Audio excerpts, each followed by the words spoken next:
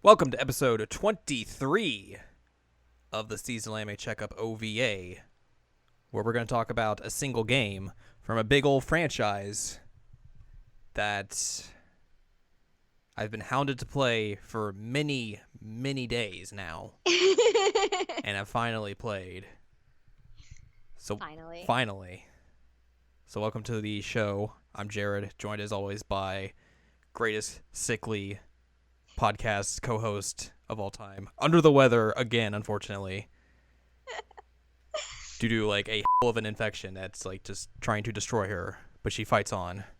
Miss Anne Ladyem. Hello, I'm a champion. So this is a show where we talk about video games, manga, and anime, and you can also we have conversations about them. Thank you for completely correcting my own catchphrase for this show. Sorry. No, that's 100% perfect. You can also find us on Twitter at Anime Checkup, where you can twist at us. Yeah, you can twist at us. You can twist at us, which no one is going to get that joke. So no. I was watching Japanese pro wrestling, New Japan Pro Wrestling's Best of the Super Juniors Day 1, and like their website's in Japanese, but like they try to make it like translate into English via like Google Translate and all that stuff. And their Twitter icon for like tweeting out about the show was like, it's in Japanese, but like when it auto translated, it just came out as twist. It's just like, it doesn't make any sense, but okay. Twist at us. Twist at us. And I sent you pictures of wrestlers dressed up real funny, like, and one looked like 02 from Zero Time to Limit. I never got that connection until you said it. I'm so surprised. He looks just like him. I don't know. Couldn't tell you why I never like put 2 and 2 together there and got 4, but what are you going to do? Anyways, today we're going to talk about Final Fantasy VIII, the Ocho. We're going to put 4 and 4 together and make 8. We are. We're just going to play Final Fantasy IV and then the sequel, and that's how we're going to get 8. Let's not do that. Did you ever play that sequel to Final Fantasy IV? No, I didn't hear good things about it, and I really like 4, so. That's not surprising, I suppose. Yeah. I know that we've already mentioned this before on the podcast, but I have literally probably since I met you been hounding you to play Final Fantasy VIII. That is no joke. Literally no joke. It's one of my favorites. I think even before you knew me, like when we were like randomly chat when I was playing Final Fantasy games on Tumblr, you would hound me to play Final Fantasy VIII. You should play Final Fantasy VIII. It's my life goal to make more people play Final Fantasy VIII. It gets a bad reputation for no good reason. And now I've played it, so I can. You have. I can talk about it. Which I guess I had played it beforehand. I kind of forgot. Like I had the Pizza Hut demo of it, which I played through, and you watched a playthrough of that with me, which is a strange thing in and of itself. It's a disaster. I wouldn't have wanted to play Final Fantasy VIII after playing that either. I mean, I didn't, so clearly it didn't work. The dialogue's bad. Renoa is just there. Inexplicably there and has no dialogue ever. Even if you go talk to her, it's just like an ellipses. Selfie never shows up. She's replaced with like random guard number 1. Yeah. And then like they cut in half like the time limit for like the mech battle at the very end as well. So it's like, and you can't run from it. Yeah, you can't run from it. It goes from like 30 minutes to 15 minutes, and it's just like, it's very weird. Also, like the transition into battle is very strange as well, because like it cuts out into like it's like a TV flickering in and out. It's real weird. And Leviathan's there, as always. You know. Also, like, you can draw Thundara, but it only does, like, 50 damage. Yeah, like... It's so upsetting. Like, a bunch of the enemies have, like, those second tier magic skills, which they don't cast it themselves. They cast Thunder. Yeah. You can cast Thundara back at them. Makes no sense. It's very weird. And then you can't, like, junction or do anything like that. Because the only... and Squall is just there in his regular outfit. Yeah. Like, I mean, Zell is too, but... It's weird. And then there's a song in there that they don't even use in the actual game. Which the actual song they use in the game is much better. I know I've said this before, and I will say it again, and I'll probably say it again on this very same podcast. Final Fantasy VIII has the single best soundtrack of any Final Fantasy game ever. Ever. Honestly, that's the point we should start off with. Like, that is the. I know that's your thing, that you talk about soundtracks and music, but wow, that soundtrack is so good. Like, there's not a bad song on it. No. And that was like my introduction to that game from you, basically, because we had this idea of like we should like make a playlist of like battle themes in video games and like use that to write to. And it's a fantastic idea. If you haven't done that, you should totally do that. It's a great idea. A+ do recommend. And one of the things you recommended to me was like, okay, here's all these Final Fantasy VIII songs. You should put them in here. And I was like, well, I haven't played that game, so I don't know. But I went ahead and did it anyways. And it was like, holy crap, these are good tunes. They're really good. But even like the non-amping up songs, like the love themes and like the chilling out themes and all that are so good. There's like a lot of like mysterious crap is going on themes. They're just phenomenal.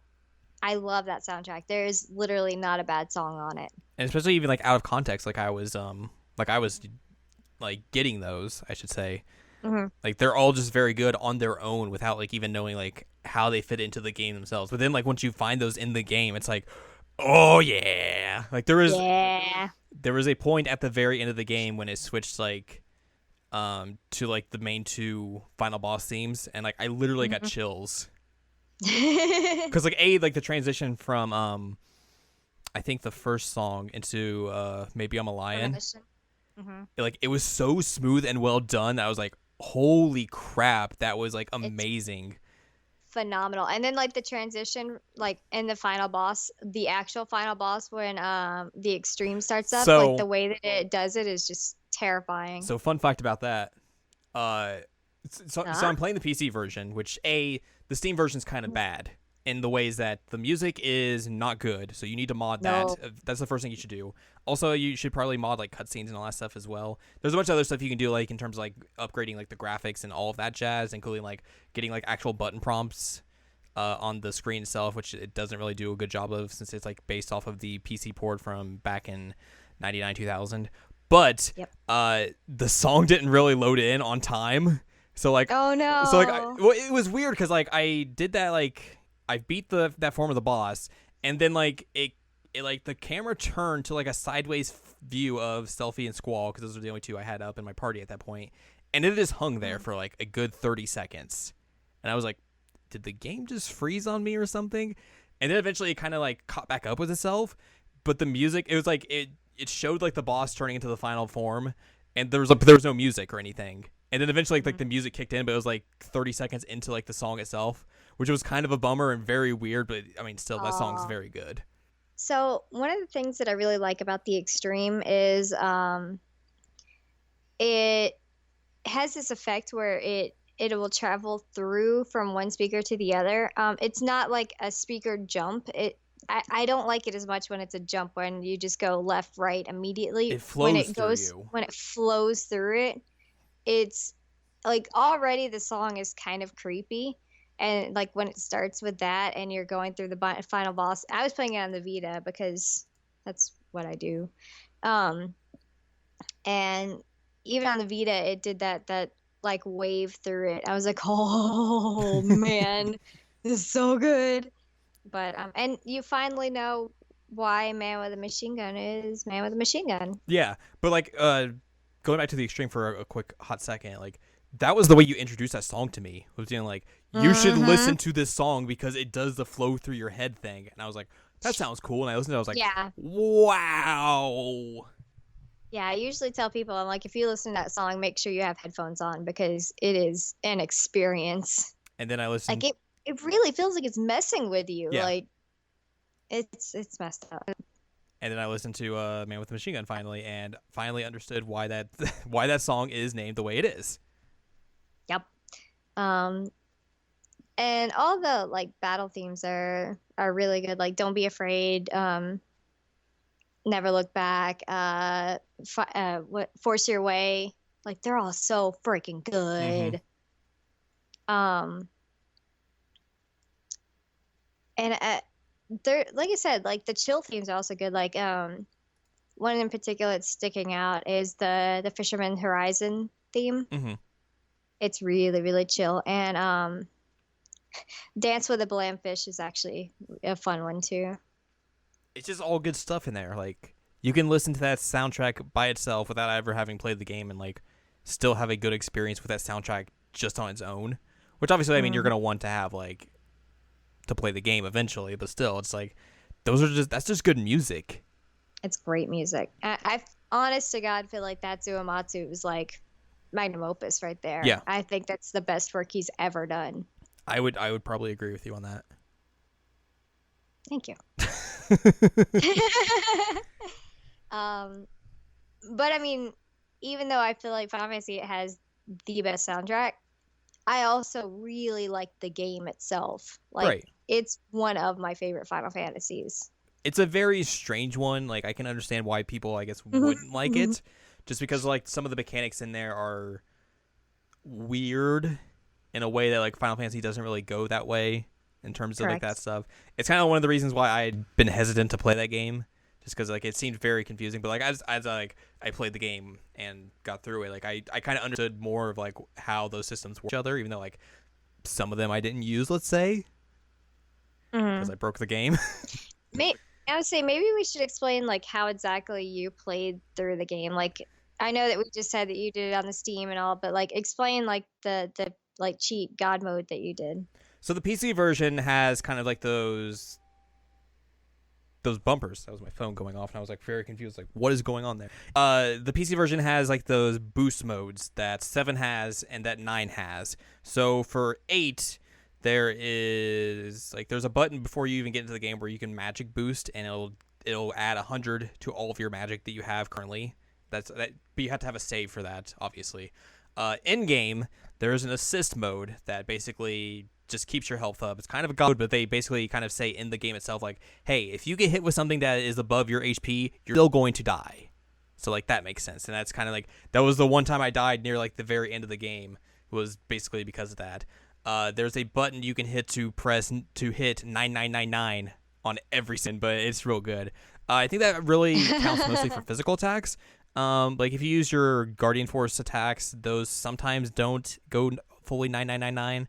I'm not 100% sure on magic either because I don't remember if I ever used magic to be honest with you. There's a button to level up your Guardian Forces up to 100, which you have to do basically every time you get one. It doesn't like automatically do it each time it comes into your party. Like you just have to hit that again, and it'll level up to 100. It has all the skills and all that jazz, so you can just kind of you reap the benefits from that.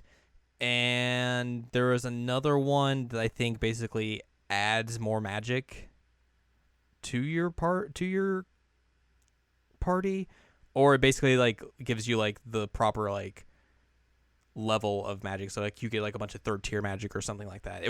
I'm not 100% sure on that one per se, but yeah, it basically kind of does the same things that I did with 7 in the PS4 version, which was based off the PC/Steam version, where it has like those boosts in there, and then obviously 9 has that as well in a similar sort of way, but some very different access. But basically the gist of this is I really broke that game in a way that I could beat that game in like 20 hours. I wasn't actually that far behind you though.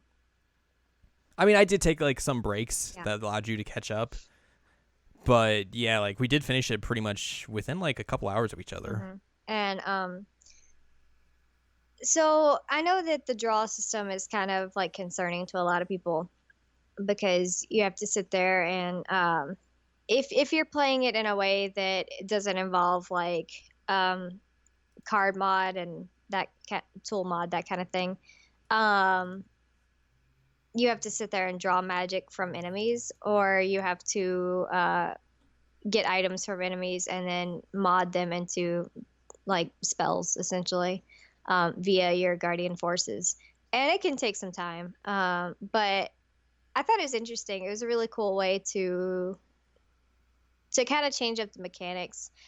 Like you said, I can understand why it would be daunting for some people because it's really different from anything in any other Final Fantasy. There's not been, and there probably will never be in a Final Fantasy like this again, because it didn't go over so well.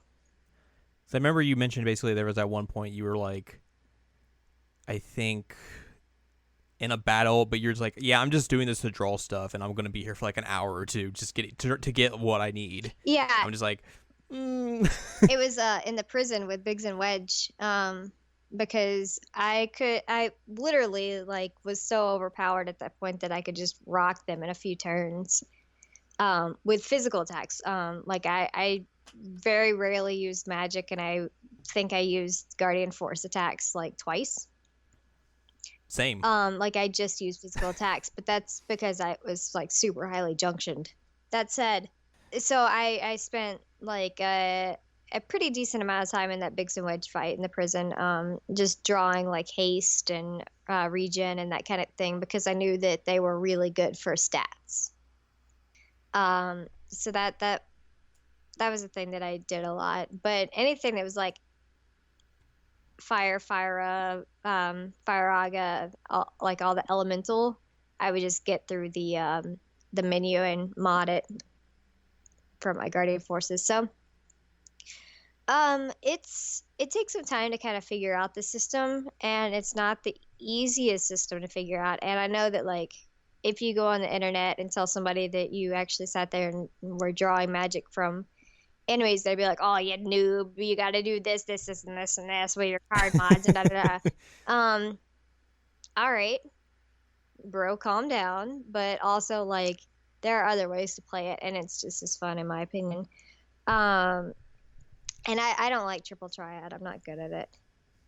I think kind of one of like the detriments though to the game is that it does hit you like right up front with a lot of tutorials. It does. And those can be kind of overwhelming and just get like kind of mixed up with each other, that it does make that game kind of confusing in a way that the other games aren't necessarily as confusing.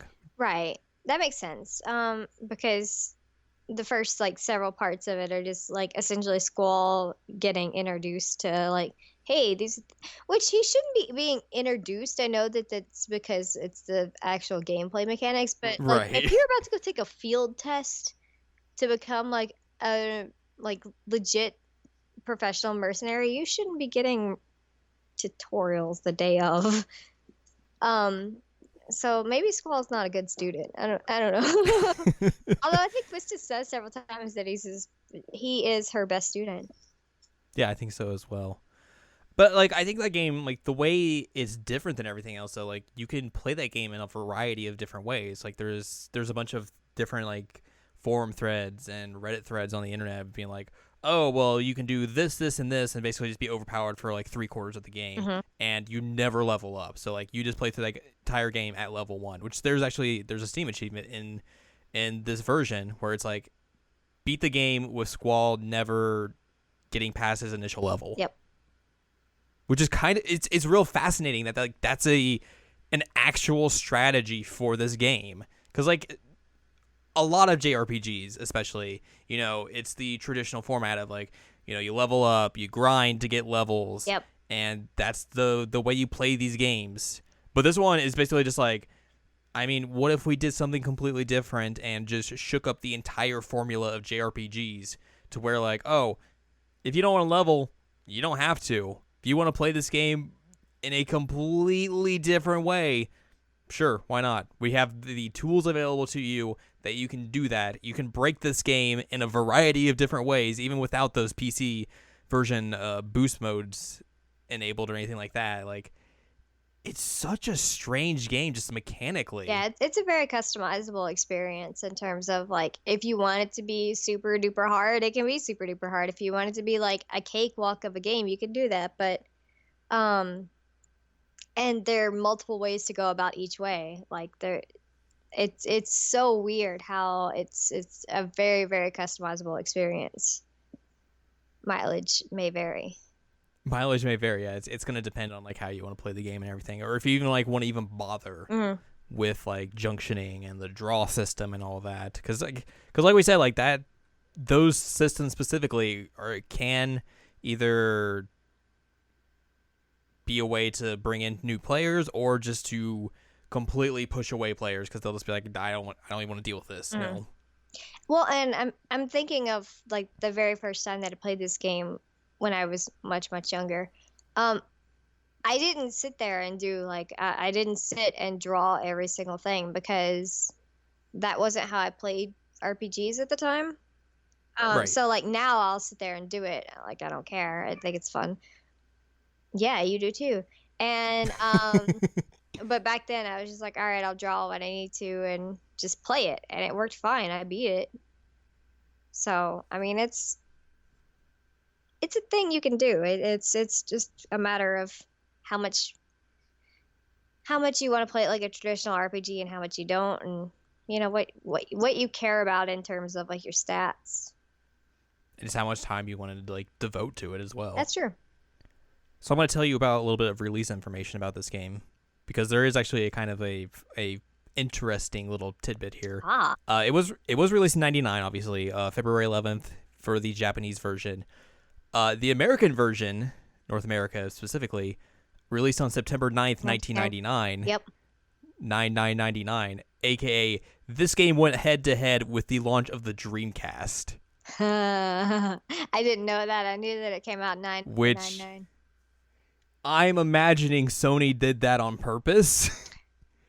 Because what better way to say f*** you to Sega than be like, you know, you could get this new system with all like those cool arcade hits, but we have the next installment in the Final Fantasy series coming out on the same day. Which one do you want to spend money on? Yeah. Brutal. Just like, man. I mean, obviously Sony would, like, that era is very cutthroat, but dude. That's just like, hey, Sony's being like, go yourselves. Yeah. We're gonna make a lot more money today than you are, which they probably did. I mean, the Final Fantasy VII, or Final Fantasy VIII, was the 7th best-selling PlayStation game of all time. Wow. Supposedly selling at least 7 million units. Deserves more. Deserves more. But yeah, like, that's real. That's real. That's something. #savage. Yeah, that is the main thing. Also, I want to say though, like, I ended up buying a Japanese copy of Final Fantasy VIII just because, like, I thought it'd be cool to have one and it was cheap. The Japanese covers of Final Fantasy games, especially like 1 through 9, are infinitely better than the American versions. Yeah, I mean that's typically the case. Although a lot of times they'll just use the Amano art. Yeah, like it's basically just like, here's I just like the way they're so simple. It's basically like, it's the complete opposite of American video game marketing, where it's like, we have to have like this crazy cover art and make it so brash and pop out so consumers will want to buy it. In Japan, they're just like, here's the logo. You know what the this is. It's Final Fantasy VIII. You're gonna buy it. And it's like, okay, yeah. I mean, the European version is basically kind of the same thing, but yeah, like, just like, it's just so simple and it's effective as well. It's like white background, logo, that art that goes with the logo is all you need. It's all you need. And then like the American ones is like logo, character in the background. Got to make it pop at you. Even though I guess like the Super Nintendo versions of like Final Fantasy 2 and 3, aka 4 and 6, kind of follow the same Japanese formula where it's like, it's just like a background and then like the logo. Yep. And that's it. Like, there's nothing real fancy about it, which maybe if they went like full on American crazy with it, those would have sold better, but Rude. That's a different topic for a different day. I don't actually like remember a lot of people playing Final Fantasy VIII, but like I lived in a really small town, so I guess it's not really a good gauge. My brother and I were strange individuals, I would say. Like, I guess for me, like, I played it through the Pizza Hut demo, and that was basically, I mean, I didn't play JRPGs when I was younger, obviously. Like, I bought Final Fantasy VII, didn't get far in disc 1, and that was pretty much it, because like I didn't understand the way those games were played. So yeah, like, I don't really remember a lot of people, at least around my neck of the woods, playing this game, but I knew it was a big deal, obviously. But it was just one of those things like I completely missed the boat on. It's a really, really good game. People should play it. Are you sure? Yes. 100%. 1,000%. I mean, it's basically everywhere now. Like, there's you could buy a box copy of it for the PS1. There's the Steam version that's out now. Obviously, like we said, you need to do some mods to it to make it run better and make it good. It's on PSN for PS3 so and you Vita. can get it on your Vita, your PS3. I wouldn't be surprised eventually if there's a remake of it or like a re-release of it on PS4 at some point. There was that rumor going around that Square was going to do like a Final Fantasy compilation of 1 through 9 and put it out on PS4. I don't think that's necessarily going to... Nothing's really been concrete about that. It was just like a very little bit of a rumor out there at the beginning of the year. So like if maybe that happens, like maybe they'll put that back out on PS4. So like that'll be another avenue for it. But I don't know, like... But either way, like there is a lot of different ways that you can go play this game right now. And you should. You should, definitely. 100%. 1,000%. 1,000,000,000%. 1 billion%. 1,000,000,000%. 1,000,000,000,000%. You should play Final Fantasy VIII. And then you can play all the triple triad that you want. No. Triple triad's hard. I will say like one cool thing about the PC Steam version is it includes the Pocket Station game that was compatible with Final Fantasy VIII, which is very strange in and of itself because you wouldn't think a Pocket Station game would be on the Steam version. You wouldn't think so. Especially because that Pocket Station game never came out to America, so this is basically the only like legitimate legal way you could play that game right now. But like that's just a real cool thing that's included in the PC version. Did you try it? I didn't try it actually. I probably should have, but like I think the thing it does is like you just send out. You have a chocobo, you send it out, and it gets you items that you can use in the game itself. Oh, okay. Like it's not actually like a little like thing you can do like game wise. It's kind of just like a Tomodachi I think style of game thing. But I mean, it was a Pocket Station game, so that's kind of what to be expected. Yeah. So, I guess one thing that I really want us to talk about. No, we're not going to talk about that. You know what? We are going to talk about it because I say so, and I'm sick. Let me talk about it. And you're gonna participate, friend. Did you think I was? I'm not. Yeah, I'm here not to participate. I want to talk about how Squall is probably the best Final Fantasy protagonist ever. In ways that you don't expect. In ways you do and do not expect. I know that there is a literal protagonist called Butts, and that's really hard to top. Very true. Actually, Butts is a good character, but Squall is really misunderstood on the internet, and it makes me really angry because he's such a great character. It's basically like everyone characterizes him as he is in Disc 1, where he's very aloof. He acts like he doesn't care a lot. He says whatever a lot. Does. And like he just kind of seems like a blanket protagonist where it's like there's not a lot to invest in him in that period of time within Disc 1, like for the player to really connect with him, because he's just like he doesn't really care about like what's going on around him, people around him, and it makes it hard for him to for someone to connect with him because he's just so emotionally detached from everything else. Yeah. And that's basically kind of like what everyone attributes to him, and that's literally, since this is a 4-disc game, a quarter of like what his character actually is as it progresses through the entirety of the game. Right, and it's so frustrating because he's literally reduced to that in every media besides like the other 3 discs. And like Squall is so much more than that. And I think that's one of the best parts about Final Fantasy VIII is seeing how Squall has to like fight himself. Mm-hmm. Actually, there's kind of a literal version of him having to fight himself with the whole Griever fight. Yeah. Like Squall is having to do a lot of.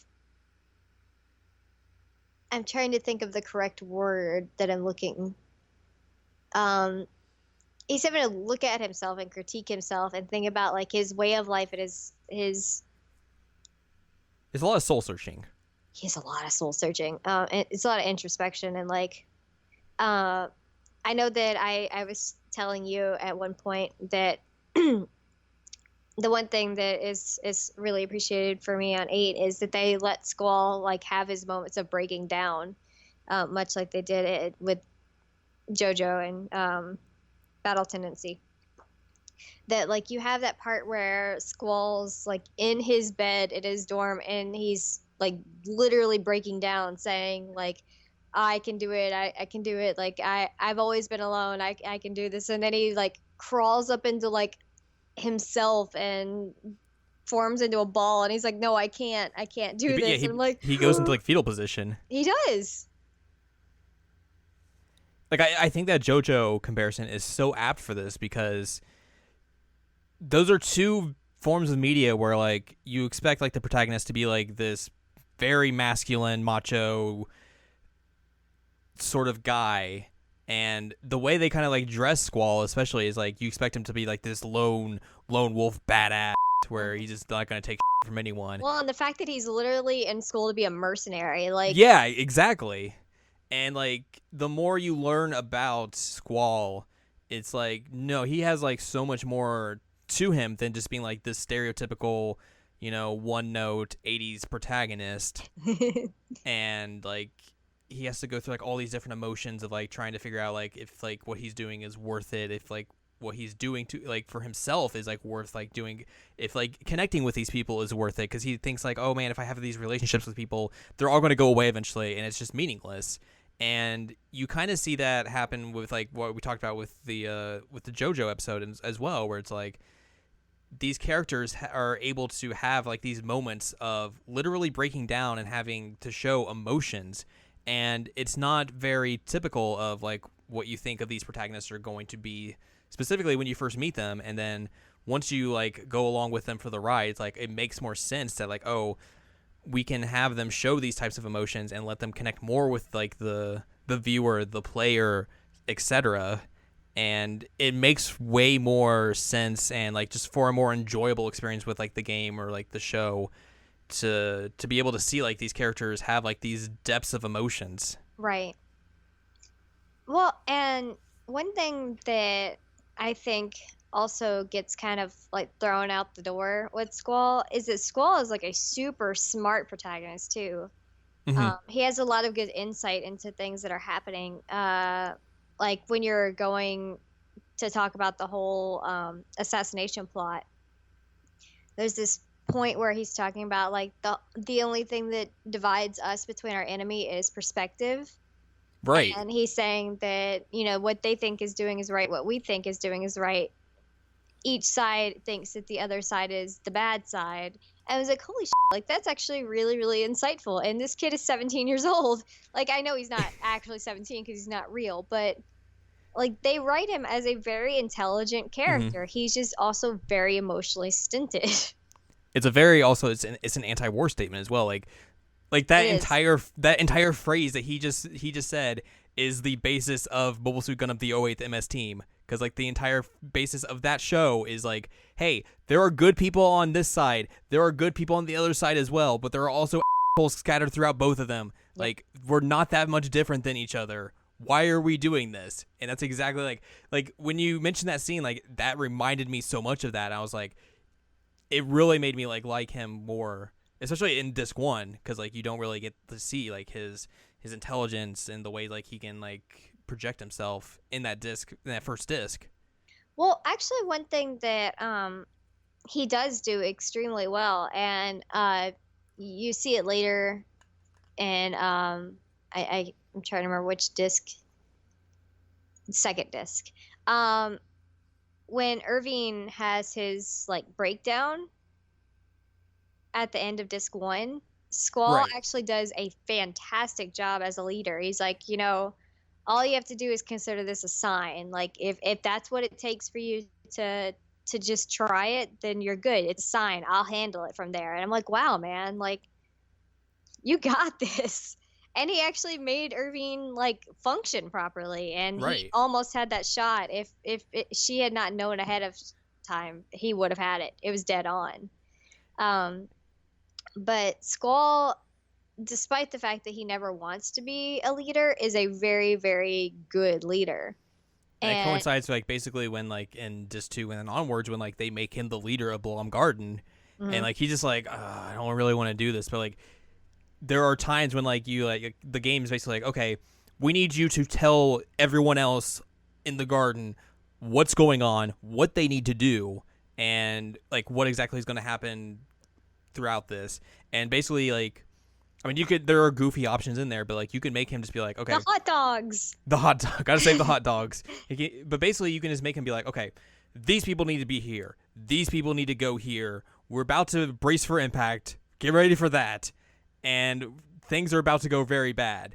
And like he does this so well, like you can tell like he's just like, he's not, I don't know if like there's an like an air of social like awkwardness with him, or if he's just like he's very introverted in that sort of way, but like he doesn't really like doing all that sort of stuff, but he does it anyways. And then like later on, I think in disc 3 or something, one of the characters makes a comment to him and is like, you know, like everyone like just enjoys having you as a leader, like they trust you, they know fully that like whatever you do, it's going to be the right thing, and they're behind you 100%. And it's like, it's almost amazing to like hear that, because like especially like with the way that people characterize him, and the beginning of the game is like you never expect that No, you going don't. into this game. That's one thing, is that they think of him, and like all that people reduce Squall down to is essentially that scene with him and like Quistis at the training ground, where he's like, if you want to talk to somebody, talk to a wall or something like that. Mm-hmm. Like that is literally what they reduce him down to. But he becomes a character that everybody really relies on, and becomes a character that people really believe in. And Yeah. despite the fact that he does have weaknesses, and he does have a lot of introversion, he has a hard time talking to people and saying the right things in terms of social situations. When it comes to like military things, he's got it. He can tell Yeah. exactly what to do. But it's really disheartening to me that he gets reduced so much to, like you said, one disc, or even like one half of a disc, because he even starts growing a bit in disc 1. Mm-hmm. It's frustrating. His comrades really do, they love him to death by the end of it, and they tell him Yeah. all the time, like, we want you around. And it's Like that's a main theme, I think, in like disc 2 and 3 as well, because like they kind of notice that like he's having problems, and he's bottling it up himself. And like I think pretty much like each individual person comes up to him and is like, hey, talk to us, we're here for you, we'll do like whatever we can to help you, like we know like there's something going on with you and you're bottling it up, but we want to be there for you and to help you. And like that just shows like just how much like they are completely on board with him and to trust him. And like it takes a while for him to kind of like come to terms with that, because like we said, he has problems with like forming relationships with people, because he like sees them as like being kind of meaningless. Like he sees that I guess people are going to go away, like obviously, because like we get the backstory for why that is like later on in the game, because like he's had people like leave him in his life, and like he definitely just has a problem with like trying to come to terms with like people sticking with him. And then eventually like he kind of understands that and opens up to them more and more, and it's just like it's such a fantastic progression for that character.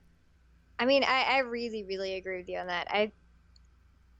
I think that it's just, like I said, very, very frustrating to me to see how badly portrayed Squall gets by people. And I think that's some reason why people don't play Final Fantasy VIII, is because they see like this version of Squall that's not who he is. Right. And honestly, go ahead. Oh, sorry. I was gonna say, like, do you think like the reason he gets such a bad rap and has like that reputation of being like the disjointed, distant character is because like a lot of people only played through like that first disc of Final Fantasy VIII? Probably.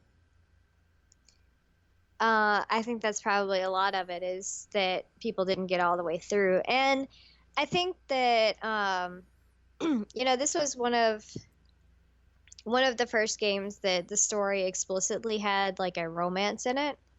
Yeah.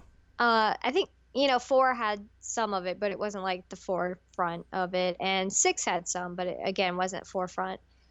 7 had the option, like you chose who you Right. were going to romance. 8 was straight up like you are going to have a romance in this, and it's going to be a big part of the story, and it's going to be a big part of character growth for And then like once 9 kind of dialed that back a bit as well again. yeah. So I think that's another thing that people are thrown off by is that you know, you have a game that is like overtly masculine in the sense it's weird for me to say that Final Fantasy is overtly masculine, but stick with me. Overtly masculine in the sense that it's like very militaristic and there's a lot of war and there's a lot of you know, competition between guys and but then at the same time you have a game that while all that's going on, oh hey, we have this manic pixie dream girl who's gonna come in and also you know, romance him and help him come out of his shell a little bit. But I also want to clarify, it's not just Renoa who gets him to come out. It's basically all of your party members. Right. I cannot stress that enough that it's not just romance that makes Squall change. It's not. It is friendship first. The power of friendship. Which he even makes fun of. He makes fun of the power of friendship thing when Laguna was talking about it. He's like, yeah, all that kind of sucks, but they believed it, so let's go. Yeah. It was so good. But I don't think that the romance with Renoa would have happened at all if he had not opened himself up a bit more to friends. Right, yeah, totally. Because like when those two were first introduced to each other, like she doesn't really like him. So like if he didn't open up, I don't think that relationship between those two would have really improved that much. Well, and actually very quickly after they meet, she's like literally screaming at him that he's mean. Yeah. And you know, outside the TV station, which I know I just called Renoa Manic Pixie Dream Girl, which is not too far off. But outside the TV station, yes, Renoa is a little irresponsible. Yes, Renoa doesn't have a whole lot of plans. But that scene with Squall like yelling at her, it was hard. It's a hard one to watch. Yeah. Because he just lays into her. And so you don't immediately think like, I wonder if they're gonna date. Yeah, no. Because you have this guy coming from like, you know, this militaristic background, and he comes to help like these freedom fighters, essentially is what Renoa and her group are. Yeah. And like he sees the way like they plan and stuff, like they'll huddle up together like on the ground. He's like, this is f***ing bullshit. Like these guys have no idea like what to do, like how serious this stuff is. And then basically he just like takes all that frustration out on Renoa. Mm-hmm. Yeah, well, I think, isn't it Quistis who tells him like, you took that too far? Or is it Selfie? I think it's Selfie. That sounds more like a Selfie thing. Yeah, I think one of them tells you like, you kind of overstepped it, man. You should dial it back a little bit. But they meet before that, but when Renoa and Squall first like really start interacting with each other, they don't like each other. He doesn't like her, and he doesn't like the way that she does things, and she doesn't like him because she thinks he's mean. Mm-hmm. So I feel like without that growth, that would have felt like a really rushed and bad love story. Clearly, the only reason Squall changes is because he dies at the end of disc 1 and is replaced by a lookalike who looks just like him. Oh my god, the Squall is dead. This is my thread of Squall is dead conspiracy. Oh my god. I know that we were talking about like his comrades and like their trust in him. And I do want to say one last thing. I'm not sure if I have any other things to say. I might eventually. But I think the biggest scene to me that really, really drives it home, like how much Squall cares about his friends and how much his friends care about him, is the scene first at the missile base when they realize that there's no hope of getting out. Mm-hmm. And Selfie says something to the effect of like, why did Squall send us? And she's like, did he know this was going to happen? And then she says, wait, no, he sent us because he believed in us. He thought we could do it. Mm-hmm. So you see that Selfie realizes like, no, he fully believes we're capable people and he cares about us. And then when they come out of the shell of the monstrosity Yeah. robot thingy, and he's so excited to see him, and Renoa actually calls him out and is like, "You were happy to see your friends." Like you see both sides of it. You see that they really believe in him, and he's excited that he does have people that care about him and that he can care about. So, um, he has that abandonment issue, and he has issues of people going away. So with him being reunited with his friends and realizing like, oh, they're okay even after I sent them away. Like I feel like that was a real big point for him, Mm-hmm. in terms of just realizing that other people are a good thing. Right. Yeah. Like I know like even within the party itself, like Quistis, like she obviously she knows him. She's known him for a while. Like Yeah. she has like a trust in him. Like the others don't, obviously, because they don't necessarily have like that experience with him. But I kind of feel like Selphie is like the first one of like the outsiders who like kind of comes to terms with like who he is and like understands him and like kind of cuts through like a bunch of his bullshit in a way that like the others like take a little bit more time to do. I 100% agree with you. I think Selfie's the first one that really like breaks through. Mm-hmm. And that's interesting, which I know I told you about this, but her computer, her blog that she writes, Yeah. depending on how you interact with Selfie, she'll change what she says. Mm-hmm. So she'll talk about Squall a lot on her blog, and like what kind of things he says, and so I guess it makes sense because Selfie does kind of seem like a very open and like friendly person. They're very much like the opposites. They are. But I feel like she was a good counterpoint, and she's one that can kind of, like you said, get through. But you do see that she is writing constantly about like, what Squall's going through and how he's interacting in her perspective. It's really, really cool. Which is something like a lot of games just don't do. Mm-mm. There's a lot of like interconnected like little threads in like in this game specifically that this game does that a lot of other games just don't do, and it's just so well done. Can we talk about how like so going into this game, I should probably preface like there was a lot of the story I didn't know. Like I kind of knew like, oh, there's a romance, there's like a rivalry between Squall and Cypher. Other than that, I really had no idea what this game was about. I remember I asked you pretty early on. I was like, "How much of this do you actually know?" You're like, "Not a lot." I was like, "Oh, this is gonna be fun." So like the first time like you have the dream sequence and you transform or you transfer your party to Laguna's party. Yep. I was like, what the is going on in this game? You become Laguna, Kyros, and Ward. Who are all like three like real cool characters. Oh, they're super rad. I love those three characters. And I know that I mentioned this to you, but I want to mention it real quick. Kyros is a much better representation of people of color than Barrett was in Final Fantasy VII. So good job on that, guys. You really stepped up your game there. But yeah, like it was just like it was a thing like I didn't realize this game like had a separate like I guess a separate protagonist essentially, like where you see the story was technically of the past through Laguna's eyes of like what's happening that leads up to pretty much everything that happens in the game itself. And it was definitely just something that just took me by surprise because I was not expecting this at all, because I guess a lot of Final Fantasy, or at least the Final Fantasy games I've played, they don't really do this, like switching protagonists. And that's like something that if games do, it's very hard to do and pull off well, which I think this game does. It does. In my opinion, it works super well. And I felt like I gave you the comparison of like, oh, I think at one point I was like, is this game trying to be like Your Name, and like where they go to sleep and just switch bodies with each other, which not necessarily the same thing, but kind of a similar idea, where like all these seed people just go to sleep, which obviously there's a reason why they're all going to sleep and having like the same dream, because they're all kind of connected to each other, and like they just have this dream, they wake up as Laguna, Kyros, and Ward, and kind of like see like what's going on with them and like their battles and everything, and that leads up to basically what happens at the end of the game specifically. But yeah, it was just very, very surprising. I was like, oh, I'm a different character now, and then obviously I know what the man with the machine gun is and what that reference is.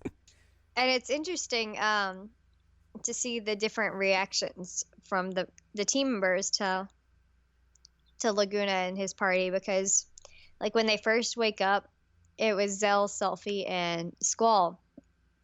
And Selfie's like, I like Laguna. He's Sir Laguna. He's really great, and she thinks he's cute, and she starts like a blog about him. And She does. every time you read a Timber Maniacs issue, she updates it with another thing about Laguna, which is fascinating.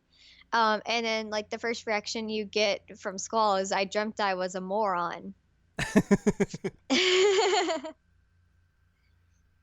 But it's useful in anchoring the story in a sense that while they never blatantly tell you that Laguna is Squall's dad, it's pretty obvious. It's very, very obvious. And it helps you to understand why Laguna was never there for Squall, because that is part of his like abandonment issues, is like, why did I not have parents? Right. Which it doesn't help as well, like the PC version kind of cleans up everyone's face, like the in-game model, so you don't get the best scene in the game where Renault is like, "You're the greatest looking guy here," and Squall's face is just a pixely blurry mess. It's a the PC version kind of fixes that, but like I got that twist like very early on. It was like back when you go back to Laguna. Yeah, you go back to Laguna, and it's when you're like when he's out of the military in the village, and I was basically like, Windhill. Yeah, I was like, is he like Squall's dad or something? Because they look pretty similar. And you were like, yeah, that's pretty much it. I mean, I couldn't tell you no. Like, I didn't know how to lie through that one. I can't do the whole like coy thing like you do. Like it's really, really obvious through the game that it's his dad. Yeah, it's kind of just a bummer. Like the game, the PC version specifically, kind of like tips its hand a little bit too soon on that specifically. But yeah, like and then early on as well, like it kind of tells you like who Renault's parents are as well. So it's like it kind of becomes like I think it was that, and then combined with like looking at Laguna, I was like, he's probably going to end up being Squall's dad, isn't he? And I was like, oh yeah, of course. Yep. Even though they don't explicitly kind of say it, but it's very much hinted at. I mean, the closest that you really get is on the Ragnarok after, like before you go into Lunatic Pandora, when you crash it in there, you can talk to Laguna, Kyros, and Ward. And Laguna will tell you that Alon has told him everything and that you have a lot to talk about when you get back. Which sounds like the most dad thing to say in the world. Like, we have a lot to talk about. We got a lot to talk about. And then if you talk to Ward, Kyros will say that Ward is saying that's a good thing you look more like your mom than your dad. And so, like, clearly it implies that he knows who his mom and his dad both are. Right. Which I would disagree with. Looking at Rain and Laguna, he definitely favors Laguna. Yeah. And then there was another thing that said, but anyway, like you talk to the three of them and they're basically like, "Ha, he's your dad." Even though you never get that talk in the game itself, but it's like that's just like the hint you need to be like, okay, well that's that mystery done. And like I guess a lot of like the plot twists in this game specifically are kind of like they're not necessarily like mind bending or like super in depth that like they're gonna like shock you out of your seat or something like that. Like they're just kind of there to be there. But this game, I don't really think needs like excessive or elaborate plot twists specifically because that's just not the way the story is. I mean, I think the biggest plot twist is the fact that there's like this weird slug guy under a garden that they never address again. Yeah, that's just like a weird like, plot hole where it's like, oh, there's this guy who bankrolled the entire garden and basically is in charge of it and is leading this kind of like civil dispute between the garden people and Sid, the headmaster. I was gonna say president. I was like, that doesn't sound right. And then like you go down into the basement and defeat this blob thing, and then they never say anything again. Like you go talk about it. You go talk to Sid, and he's just like, I don't want to talk about it, and that's it. And I was like, why don't they address this again? That's real weird. Can you imagine, like, they go down a year later and there's, like, this weird slug corpse just rotting down there? I would hope they clean, like, Squall was just, like, the garden people, like, you better clean this up. Yeah. Also, like, those garden people kind of, like, just disappear afterwards. It Like was like little, Squall is like, hey, get the off the ship. yeah, maybe he just kicks him off because like, yeah, you guys suck. You're not loyal. Yeah, that's like just one of the weird things that the game kind of like just drops all of a sudden. It drops onto you and then just kind of is like, Bye. let's just forget about that happened. Never mind. That never happened. But you do have the plot twist that gets made fun of a lot of the whole fact that there's memory loss because of the Guardian forces and everybody knew each other as kids. Yeah. Which I'm not too offended by that plot twist like everybody else seems to be. Like I don't understand why that's such a bad thing. Yeah. It's interesting to me because we talked about this before we went on that it makes it so there's some kind of penalty for them having like this hugely magical power that they're using to fight wars. Because you can't just junction a guardian force and expect nothing to happen. And I think it kind of just makes sense as well. It's like, they just have like those powers kind of like just off the bat, and everyone can use them because for most Final Fantasy games it's like, oh well, this sorcerer needs to do this, or like this excessive magic user is the only one who can summon things, and this is just like, it, everyone can summon things. Why not? Everybody can use have, magic. You can have 3 of them for no reason. Why not? So like I think the idea of like, oh like, well, with great power comes great responsibility, essentially, where you can have like this enormous power, this crazy kind of skills that they give you, but there's a consequence to having that. I think it would also speak pretty well to the whole, like you were saying, there's kind of an anti-war message. Right. I think that the whole like plot twist of like losing memories, and I know that I told you this, but to me it's kind of metaphorical for it's a metaphor for the sense that these kids are put into a mercenary training academy. Essentially they're raised to go to war, Right. so not only are they actually losing their childhoods because they're not actually having a proper childhood by being put into a military academy, but they're also mentally losing their childhoods because any memory of before that, it's gone. Yeah.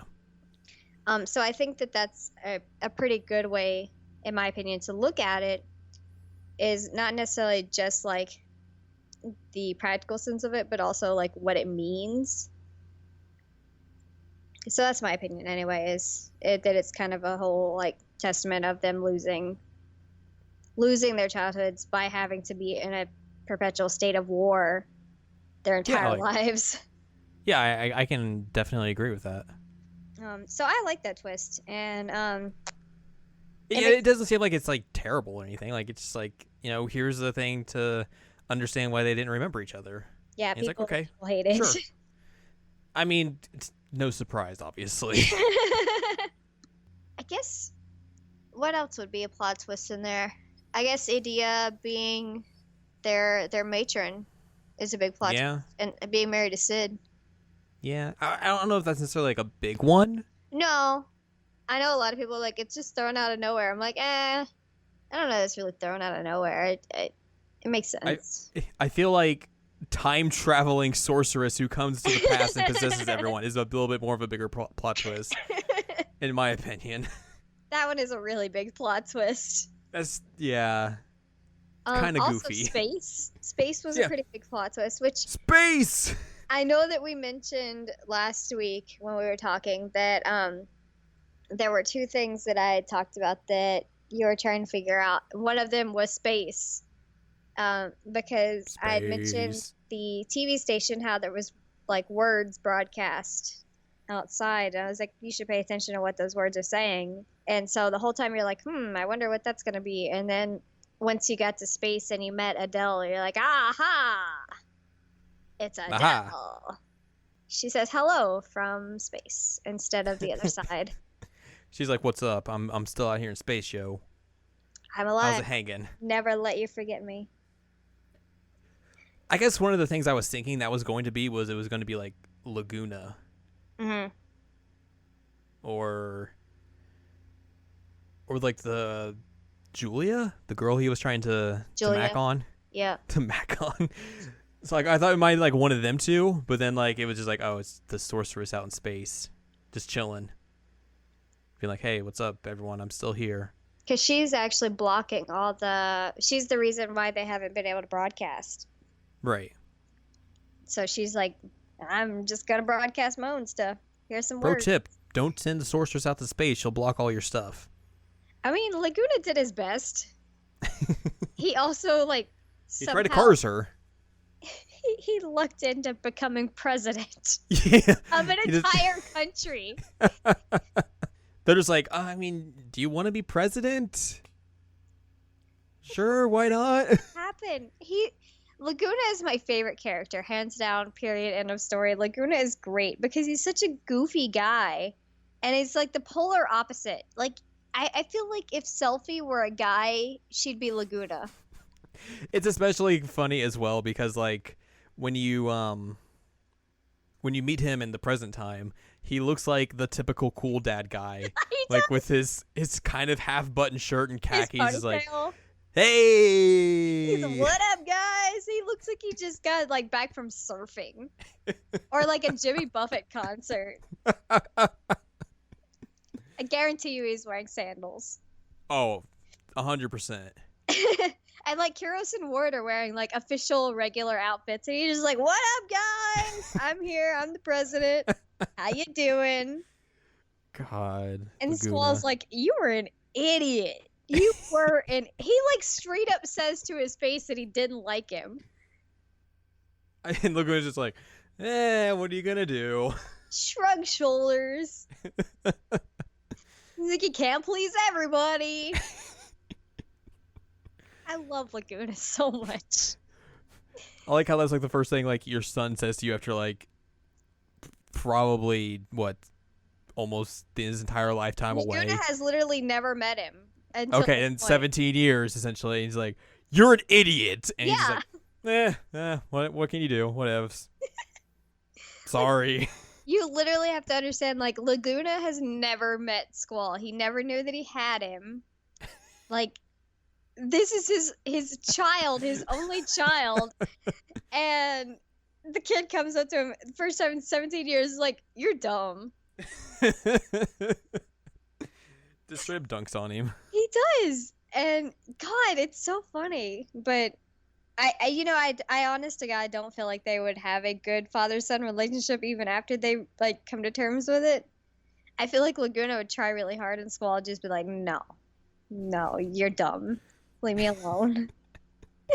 I think a Squall would at least be nice enough to him, but he still would basically be like, "You're an idiot." Stop. Yeah. I feel like Renoa and Laguna they'd get along. And they would just, like, dunk on Squall constantly. I feel like that would be the relationship of that family, that dynamic. 100%. Yeah. So yeah, Laguna's president accidentally. He accidentally led a revolution. Whoops. I hate when that happens. Just accidentally like, "Oh, I'm the leader of this revolution now." Whoops. Yep.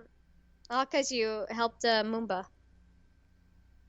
That was another reason that I think you probably suspected. I know that you said that before you knew that it was his dad, but I think you probably confirmed it when the Moombas were calling him Laguna in the prison. Yeah. Like I was like, that's weird. Is that just what they say? Laguna? So it's told, I can't remember, I think it's in the tutorial menu that Moombas actually can identify people by their blood. So they'll lick your blood. Don't lick your blood. Yeah, but since Squall was bleeding because of all the torture, they licked the blood and they thought he was Laguna because he's his son. Oh, okay, that makes sense. But they recognized like the blood type and everything, so it was like, alrighty then. That's why they yell Laguna, Laguna, Laguna, Laguna, Laguna. Right after he's been crucified. Yeah, well, whoops. Cypher has problems. Yeah, a little bit. Which, actually, we should talk about Cypher. Do you want to talk about Cypher? No. Oh. How he becomes like bratty, disheveled dude over the course of the entire game. Doesn't change his coat, just becomes very ratty and everything. I love though that they actually changed his character model to like reflect his state of mind. It's real smart. That like as the game goes on and things are happening, I mean, I guess he technically kind of, I don't know if he died, but he was close to it when Ultimisia as Renoa whispered in his ear to go get Lunatic Pandora, and then he rises up at the end of the second disc. Right. Anyway, he becomes unhinged. A little bit. He calls himself at one point a young revolutionary, which, okay. But it's great to me that you see that, and that, like you said, his coat, the edges of it become very ratty and torn, and his hair actually becomes ungelled. So you see, like, his state of mind is completely deteriorating via his character model, and I thought that was really fascinating. He's a great foil to Squall, because I know that they're rivals, but I also feel a sense that they were somewhat friends. Like, I don't think that they were like real good friends, but the fact that they were, one, training, two, Cypher does seem to have somewhat of a sense of respect for him, that like he doesn't show to Zell. Mm-hmm. Do you feel that as well? Yeah, I would definitely agree with that, because like he kind of like Cypher just basically dismisses Zell as like this, like, you know, brash kid who kind of doesn't really know what he's doing. But with Squall, he's like, okay, I know exactly what this guy is going to do, what he's capable of, so I can know if we go into battle, like he's gonna be able to do what needs to be done. Right. So I feel like it's a weird friendship, but I feel like that is like, unfortunately, that's one of Squall's only friends going into this game. I mean, it may not be necessarily just friendship. It may just be like respect between the two. It might be. And you know, they have one of the things that is always mentioned when people talk about Cypher and Squall is that they're like literally mirror opposites of each other. In terms of Squall having brown hair, Cypher having blonde. Their scars are mirrored to each other. Squall has a rounded chin, Cypher has a square jaw. Like, and then Squall wears mostly black with white, and then Cypher wears like white. So like they're literally meant to mirror each other. Mm-hmm. It's really, really fascinating how that's done in terms of design. And also kind of like goes against like the whole notion of like, you know, the guy in white is the good guy and the guy in black's the bad guy. Yeah, it totally does. Well, and also, you know, when Renoa comes in and is like, yeah, I used to date him, and I think it was love. And you're like, huh, maybe there's something more to Cypher that we're not seeing. Which kind of, I think you kind of see that more towards like at the very, very, very end of the game. Very end. In the final cutscene. I know that I mentioned it to you, and actually, I'm not even going to talk about it because it'll be spoilers. If you want to know about my comparisons of Persona 5 and Final Fantasy VIII, tweet at me and I'll tell you. But anyway, the end of it, you do see Cypher like forgiving and letting go, and he's smiling as the garden flies over, and he does have his two friends again. And throughout that game, he has the two friends that are just like undyingly loyal to him, and I think that says a lot to a character, that like even though they know at one point like he's unhinged, they're like, he's our friend. Which is kind of like it's the opposite of what Squall has at the beginning, because Cypher has Ration and Fusion like at the very beginning, and like they stick with him throughout the entirety of it, but then kind of back away at the end, while like for Squall, like he doesn't really have that, but over the course of the game he gets that towards the end. Yeah. But the one thing that I think is interesting about Cypher is that his two friends, and I'll never say their name right, so you're gonna have to say them for me, Fujin and Raijin. Sure, we'll go with that. Is that right? I mean, if we were talking like in specific, like if they were, these are kind of Japanese names, like they are. Be like Raijin. Raijin. I don't those know. That those would be the more flutes, Japanese pronunciation of it. um, they question him throughout, even though they say like we're sticking with him, we're on his side.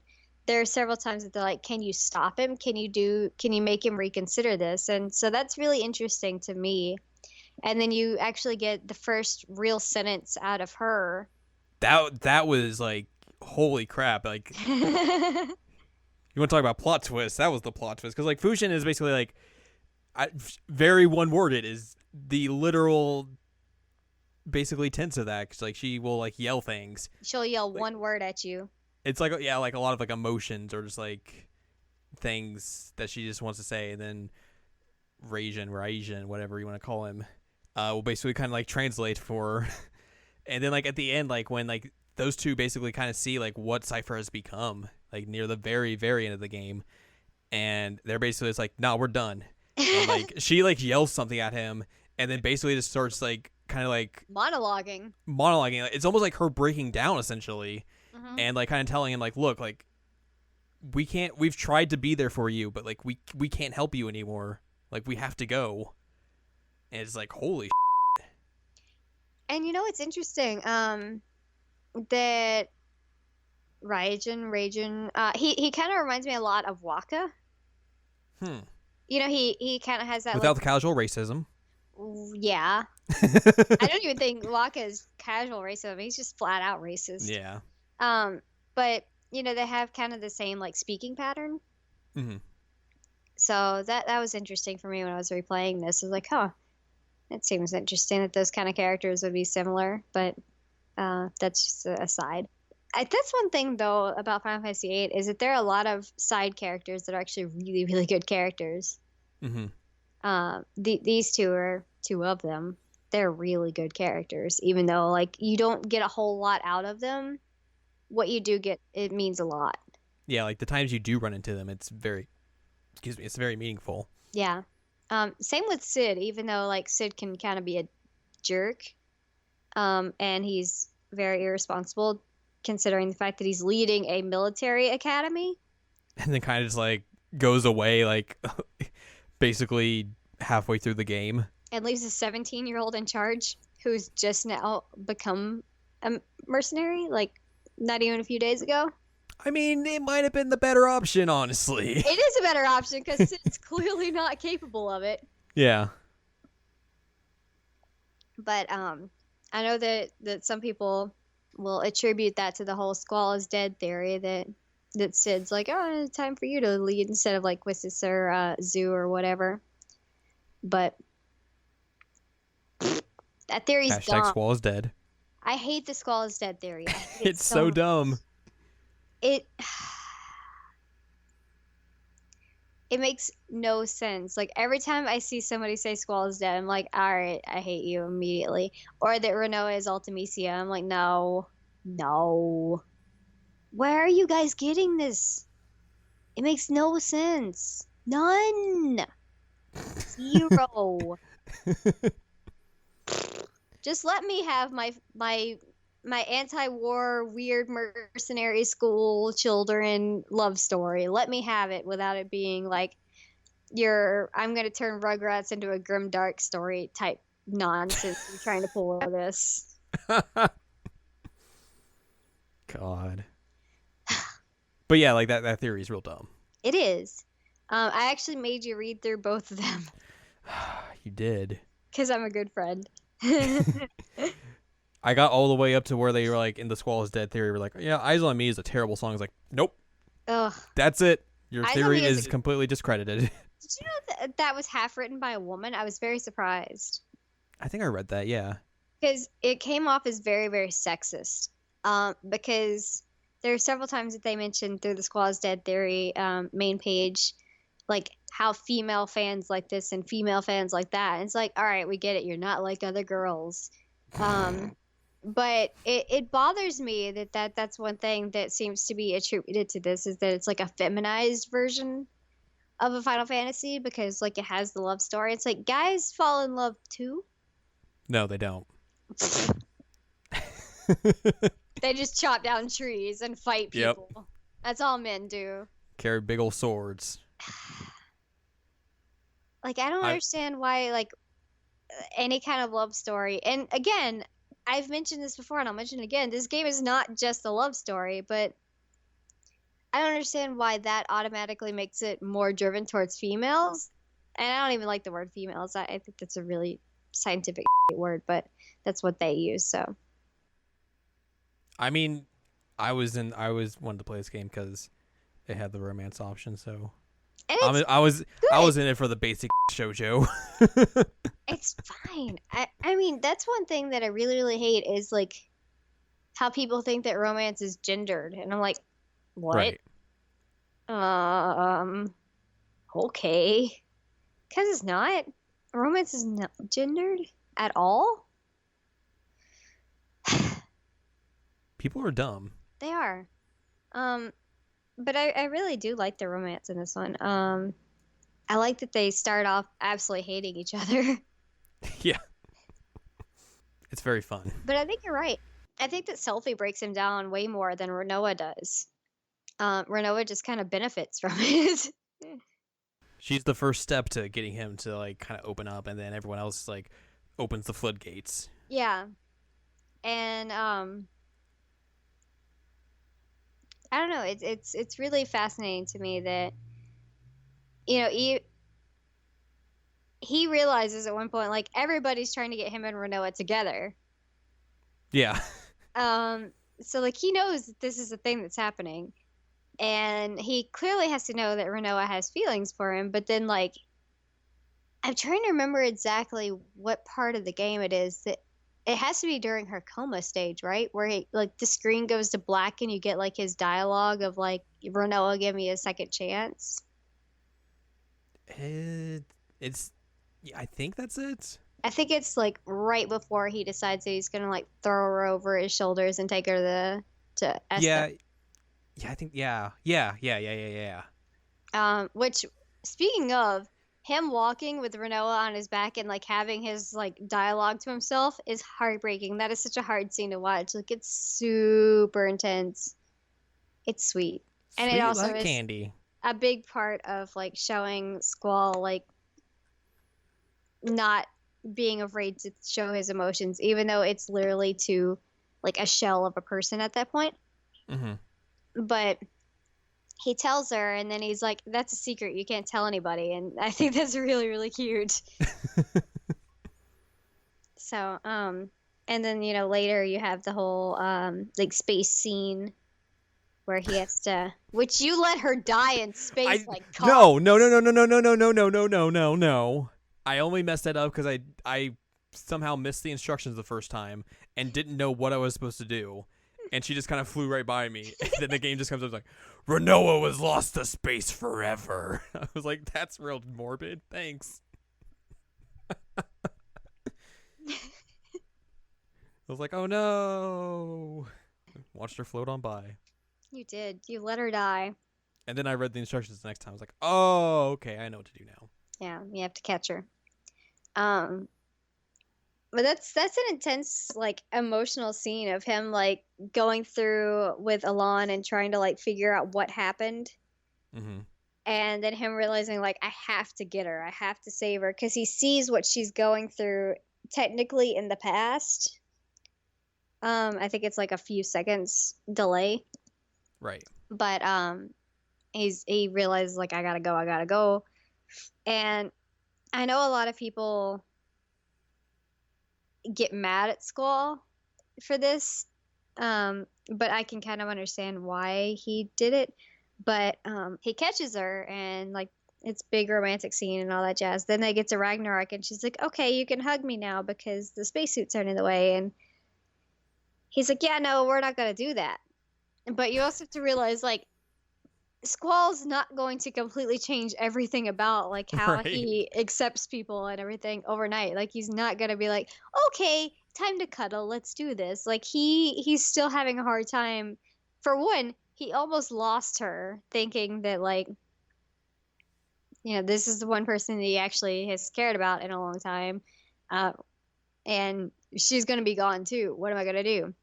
So he's probably still having some kind of like weird flashbacks on that. And two, like he's not gonna just automatically become like a touchy-feely person. He's just not like that. That said, in the cockpit when you have Eyes on Me playing and everything, and he does say several times, like, you should go over there. You'd be more comfortable. It'd be safer if you have your seatbelt on. Da da da da da. Like He sounds like a dad. He does sound like a dad. And you see him still having that emotional distance. And then, like, when he realizes that she's having a hard time because she thinks that they're not going to be able to be together and she's not going to see her friends anymore, he gets out of his seat and hugs her. So you see Squall, like, realize at a certain point, like, okay, I have to be able to show some kind of, like, compassion here. Mm-hmm. So people give him all the time for not hugging her when they get into the spaceship, but he hugs her when it matters. He's not going to turn to a hugger overnight. Just has to take a little bit of time. Right, and then he hugs her again when he saves her from the memorial. Yeah. And he even touches her hair. It's so cute. I can't tell you how many times I've cried watching that scene. I also can't tell you how many times I've actually beat Final Fantasy VIII because it's a lot. 33. It's a lot. We'll put it this way. I have 3 files on my Vita alone. And 30 elsewhere. I would say I've got my PS1 version that I play, so I played it all, and I played it on PC as well. So everywhere.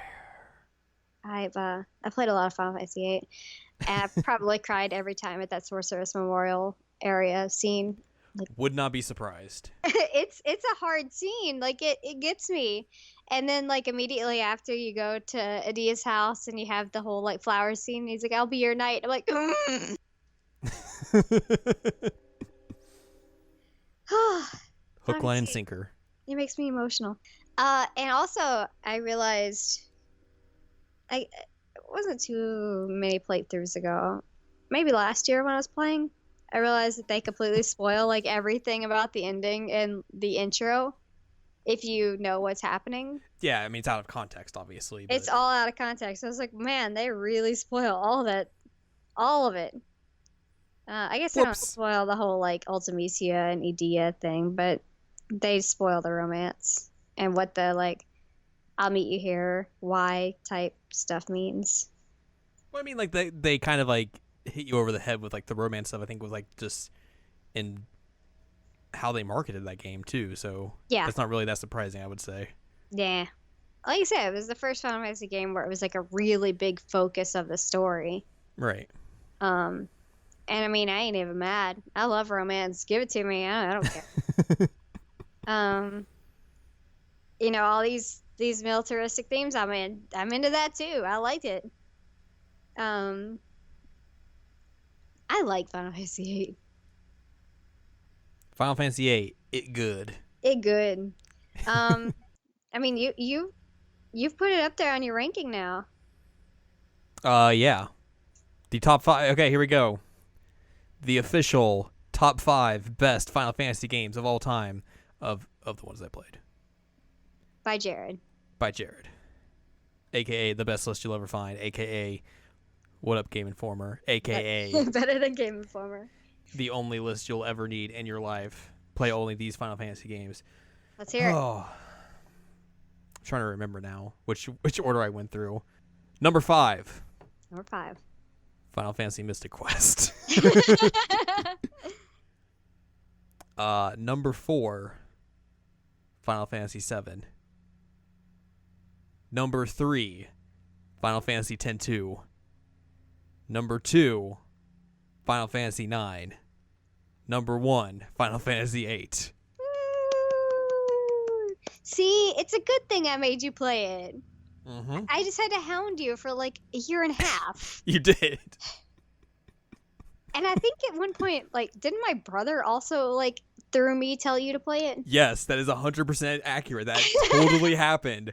Because, like, I guess, like, you were listening to one of our episodes or something, or talking about it or something. Like, you texted me. He's like, yeah, my brother said you should play Final Fantasy VIII as well. And I was like, well, great.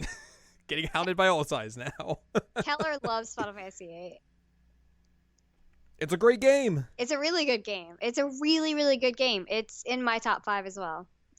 I honestly couldn't give you a definitive top 5 at the moment because you've kind of had me have a crisis the other day. So I did because um, we talked about this, and you were like, I think you placed our twos were switched or yeah, something like that. at that time I had still like 9 and 8 switched. And I was like, are you sure about that? I'm having a crisis, man. Because I think the one thing that would make 9 better in my eyes is that I did like the combat system better. I mean, yeah, I would agree with you, but even then, like, look I at the way I played this really like game. the story better in Yeah. 8. Like, the way I played this game, it turned more into, like, an action game than an RPG. Yeah. And still, it's my favorite Final Fantasy game. All right. So Controversial opinions. it might be 8 than 9 because I really do like the story better. And just, like, dude, how many times have you played Final Fantasy VIII compared to Final Fantasy IX? I've played it way more. I mean, way more. I feel like that's more of an argument to saying, like, hey, 8's the better game for you. Yeah, Or I think more so. your favorite. I think so because I've gone back to play 8 way more than I've played any other Final Fantasy. And you've literally talked about that game more to me than any other Final Fantasy game. No joke on nothing. I love everybody in 8. Like I love 8's story. I love all the characters. I literally don't think there's a bad character in there. Right. Even the ones that are like annoying specifically, I guess, like Zell. I like Zell. Yeah. I don't think he's a bad guy. I think he's excitable. A little bit. Like I know Irvine gets kind of crap because he's somewhat of a womanizer, but I also think that he's like I don't know, he's charming in a way. He's got a cowboy hat. Come on. Cowboy. Don't you dare. I love that we came up with soundtracks for all these people based off of music of 1999. God, yes. That was really good. That was the best thing.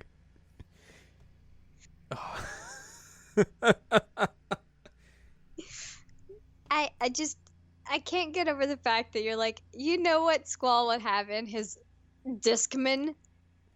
The Discman. I know this was called, but It's so dumb.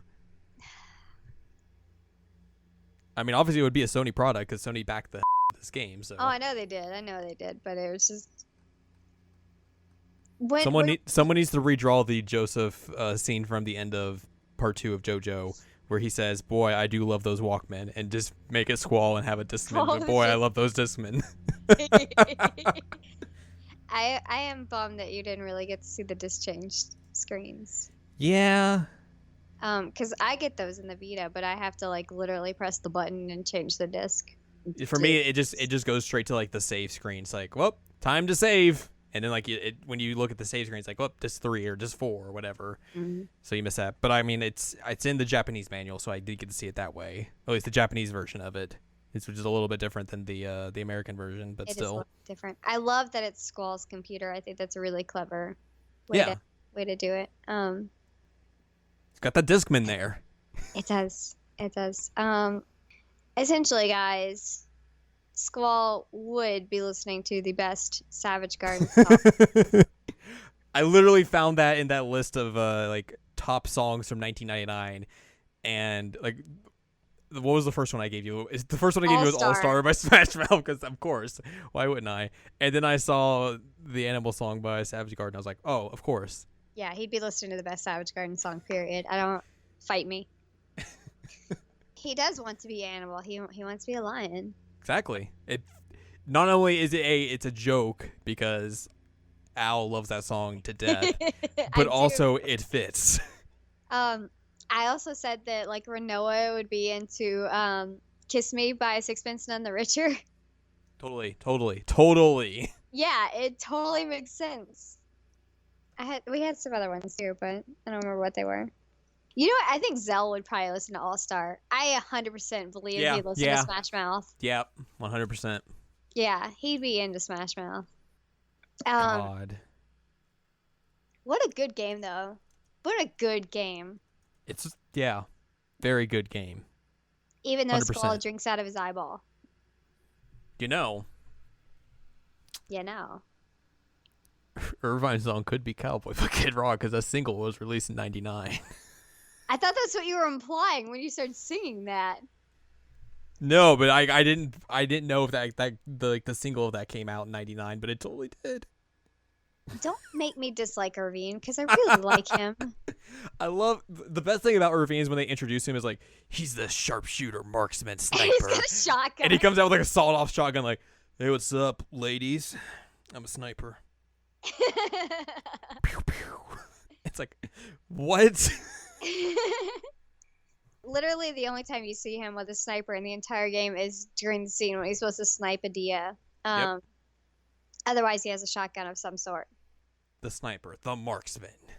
Yep, he's a sharpshooter. You think that like if he had that status of like the best sharpshooter in Galbadia, he'd probably carry around a sniper instead Or of not a shotgun.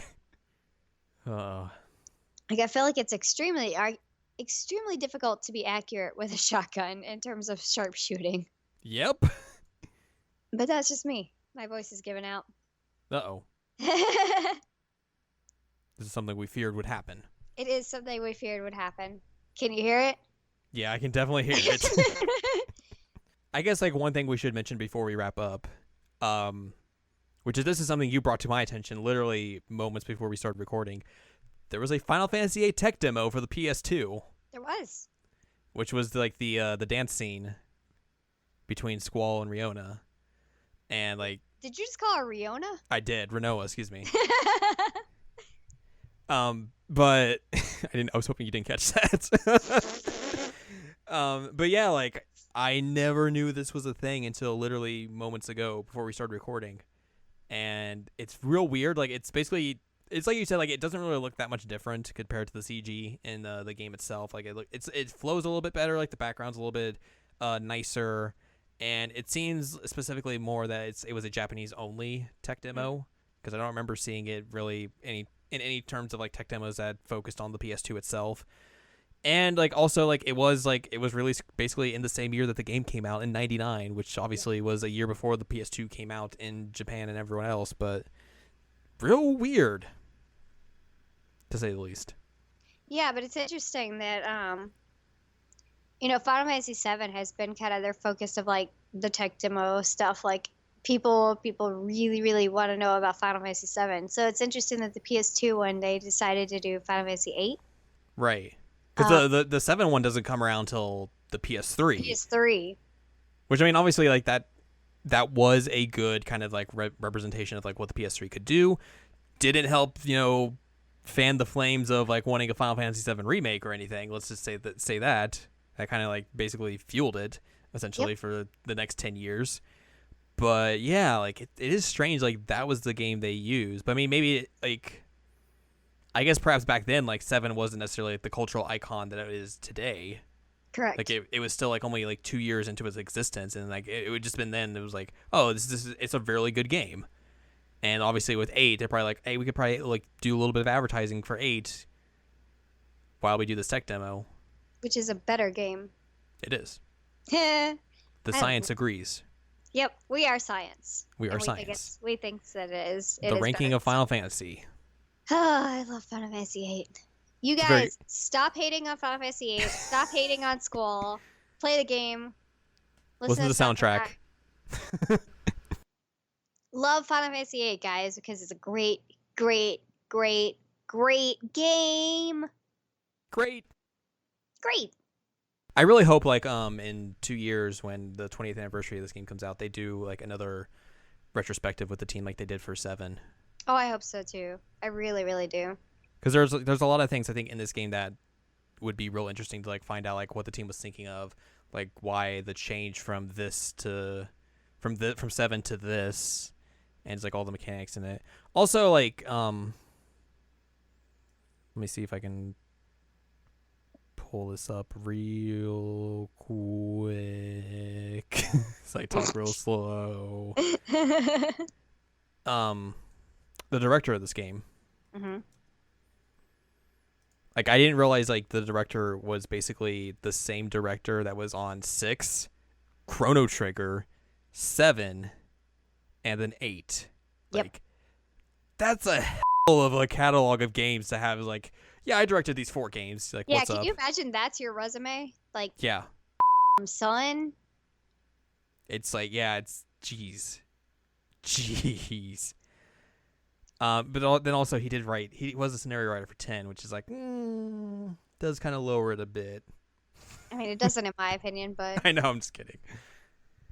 Yeah, like, it's just like, bam, bam, bam, bam, bam. Like, that's just 4 games in a row that, like, are, well, yeah, that are just lauded for, like, being just so well. And it's like, hey, yeah, I did this, and then I was like, no, I'm done. I'm good. Let these young kids get in there. and then now we've seen what Final Fantasy has become. Yeah.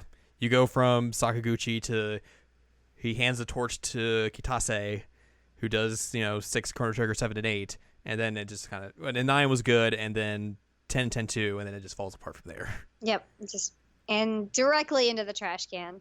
Yep. Get dunked on. 10-2 was the last good Final Fantasy game. Hard-hitting facts right there. It's true. Stop sleeping on good Final Fantasy games, guys. I mean, though, the rhythm games were pretty good, if you want to count those as Final Fantasy games. I'm not going to count those as Final Fantasy games. But they're really good games. I'm not going to count those as Final Fantasy games. What if we counted those as Final Fantasy games? That's like counting Dissidia as Final Fantasy games. What if we counted City as a Final Fantasy game? We're not counting Dissidia as a Final Fantasy game. And I want to play Dissidia just because it sounds so f***ing dumb. They made Squall into a one-handed swordsman, and he's also like a skinny mini. Skinny mini. Have you seen him? He's like a toothpick, and I'm like, No. Squall didn't look like that. Like Squall, literally now in Dissidia, he looks like a J-pop star.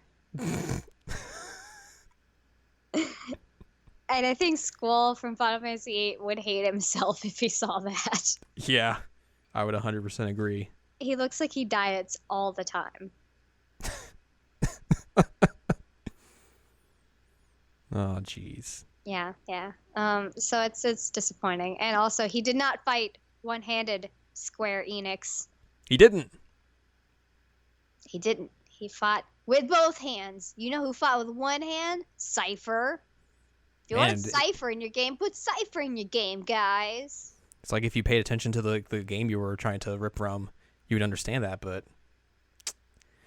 nope. So I do not count Dissidia, and I do not count rhythm games. But the rhythm games are very good. Last good Final Fantasy was 10-2. I still want to go back and play 12. Because I remember in my weird JRPG disliking phase, I liked 12. But then everyone since then basically hates 12, so I just I don't know. I didn't like 12 when it came out. So who knows? Shrug shoulders. Final Fantasy VIII though. Yeah. Very good video game. If I had more than 2 thumbs, I would also put them up. But I only have 2, so that's all I can give it. 9 thumbs, straight up. If I had 9 thumbs, I would give it 9 thumbs. I mean, what other game was in the first Charlie's Angels movie? None. It was Final Fantasy VIII. Iconic. Wow. Iconic. Why is there a Final Fantasy VIII timeline? It's got a cute love story. And it's got a great story. It's got great everything. And a lot happens. And Laguna is best character. Yes. And Laguna also is cool dad. Play Final Fantasy VIII. Especially just because, like, we said so. A, we said so. B, you can play it any way you like. Like, if you want to take it seriously and do all the draw stuff, junction stuff, you can. You want to be like me and just play the game as broken as humanly possible and just like skirt or for just the like story. kind of just play it for the story and power through it. you can 100% totally do that. And it's like I would recommend it. Yeah, I would it's too. still a fun way and an enjoyable way to get the experience of that game and to have fun with it. 100%. Makes it more of an action game. It's kind of weird. Play Final Fantasy VIII. Play Final Fantasy VIII. Signed, sealed, delivered. I'm yours. Don't play the demo. Don't play the demo. That one's bad. It's That one's weird. really bad. You're not ever going to win. Ever.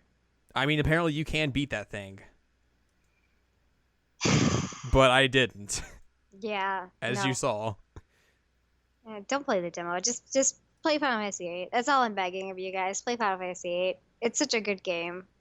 And Squall is a great protagonist, and people shit on him, and they shouldn't, because he's great and wonderful, and I love him. I love Squall. Did I mention that I love Squall? No, I don't think you did. All right. Might want to mention that again. And I love Squall. Okay. And despite that Renoa is somewhat of a Manic Pixie Dream Girl, I also love her. I like how that was like the one thing, like, you before I even played it, you're like, yeah, she's kind of a Manic Pixie Dream Girl. I was like, whoa, okay. She is. She is. I'm like, that's no denying it. But it was just like real startling when you first like say that right off the gate before I even played the game. Sorry. It's all right. Selfie is best girl. Yes, 100%. Yeah, everybody's great. Final Fantasy VIII's great. Soundtrack's great. Story's great. Love story's great. Play Final Fantasy VIII. IGN 10 out of 10. I don't know if that's true. Yeah. I wouldn't listen to them anyway. Just listen to me. IGN 9 out of 10. Really? 7.4 on PC. Really? Really? Oh, I guess it has the sound. Well, that was like the original PC port, so. Or maybe it was the new one. I don't know. Let me check. Nope, from 2000, so I don't know. Okay. Oh, well. 9 out of 10. Not bad. I give it a 10 out of 10. IGN, best RPG of E3 1999. Heck yeah. IGN, the 7th best PlayStation game. Ever? Apparently ever. There you go. There you go. All right. All right. Are we Final done? Fantasy VIII. Play it. Yeah, we're done. Let's wrap this up. You can find more information about this very podcast and previous episodes at seasonlanguagecheckup.com or sac.cool, where you can listen to us talk about other games like, I don't know, Final Fantasy VII. That's one of them. You can hear us dunk on Final Fantasy 15 in multiple episodes. That's a trend. You can. And Nomura. You can. And Nomura. And then just other fun episodes as well. You can find other cool things that I've written on that website as well. I wrote a thing about Mobile Suit Gundam, the 08th MS Team Miller's Report, which is a compilation film on there. So that's up there now. And you want to find Anne Ladyem, you can find her at anneladyem.com and read all her cool stuff that she's written. I've written a lot of stuff lately. She's written a lot of stuff lately. Well, not lately, but recently. Recently. Recently. If you haven't read it, Go do it. Go do it. I'd appreciate that. That'd be nice. Go do it. And then next week we'll be doing something. Booyaka. Yeah, that's a way to announce that. I don't know. That's what Selfie says. Okay. I don't know what we're doing next week. I don't know what I'm doing right now. We'll figure that out in the days to come. So yeah. Thanks for listening. Hope you enjoyed, and go play Final Fantasy VIII. Play Final Fantasy VIII.